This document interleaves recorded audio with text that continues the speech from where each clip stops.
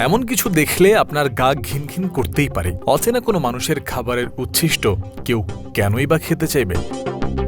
দিল্লিতে কিন্তু তেমন একটা কিছুর সম্ভাবনা দেখা গেছে। ঘটনা ভারতে অনুষ্ঠিত হতে থাকা বিশ্বকাপের ভেন্যুতে। মাঠে খেলা দেখতে আসা দর্শকরা কোমল পানীয়র ঠান্ডা চুমুকে খেলা উপভোগ করেছেন। অনেকের গ্লাসেই অবশিষ্ট রয়ে গেছে বেশ খানিকটা পানীয়। গ্যালারির পাশে থামস আপের স্টল দেয়া এক কর্মী করলেন কি, প্রত্যেকটা গ্লাস নিবিড় পর্যবেক্ষণ করে তাতে যতখানি সফট ড্রিঙ্ক অবশিষ্ট আছে একে একে ঢেলে চলেছেন একটা বোতলে।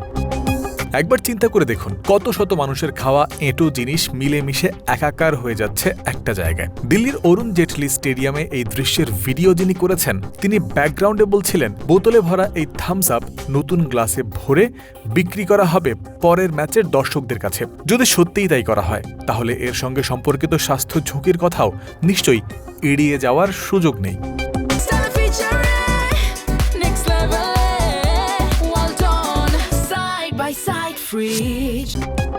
গত 10 ফেব্রুয়ারি নেদারল্যান্ডস ও নামিবিয়ার মধ্যকার ম্যাচের পর এই কাণ্ড এক ভারতীয় দর্শক রেকর্ড করেছেন নিজের মোবাইলে। দুদিনের মধ্যে তা সামাজিক মাধ্যমে ছড়িয়ে পড়ে, তুমুল আলোচনার জন্ম দেয়। এরপরেই Delhi and district cricket association DDCA একটি প্রেস বিজ্ঞপ্তি দিয়ে ব্যবহৃত কোমল পানীয় পুনরায় বিক্রি করার অভিযোগ অস্বীকার করে এই ঘটনার ব্যাখ্যা দিয়েছে।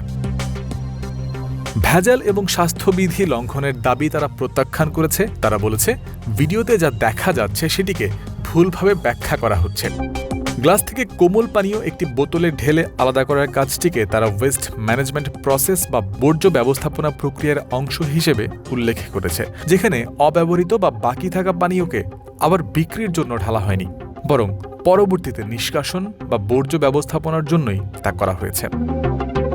প্রেস বিজ্ঞপ্তিতে তারা লিখেছে, আমরা সোশ্যাল মিডিয়ায় বিশেষ করে এক্সে প্রচারিত একটি ভিডিও দেখতে পেয়েছি, যেখানে অভিযোগ করা হয়েছে যে সাম্প্রতিক একটি ম্যাচের সময় একজন বিক্রেতাকে বোতলে কোমল পানীয় ঢেলে রাখতে দেখা গেছে। এই প্রসঙ্গে এটি স্পষ্ট করা হচ্ছে যে স্টেডিয়ামের জন্য অনুমোদিত প্রতিষ্ঠান কর্তৃক ইভেন্টের নিয়ম নীতি মেনেই করা হয়েছে।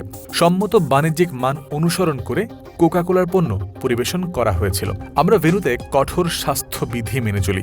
ভিডিওতে দেখানো বিষয়টিতে বিক্রেতা ভেজা এবং শুকনো বর্জ্য আলাদা করার সময় বর্জ্য সংগ্রহ প্রক্রিয়ার অংশ হিসাবে অব্যবহৃত পানীয়টি বোতলে ঢেলে দেন।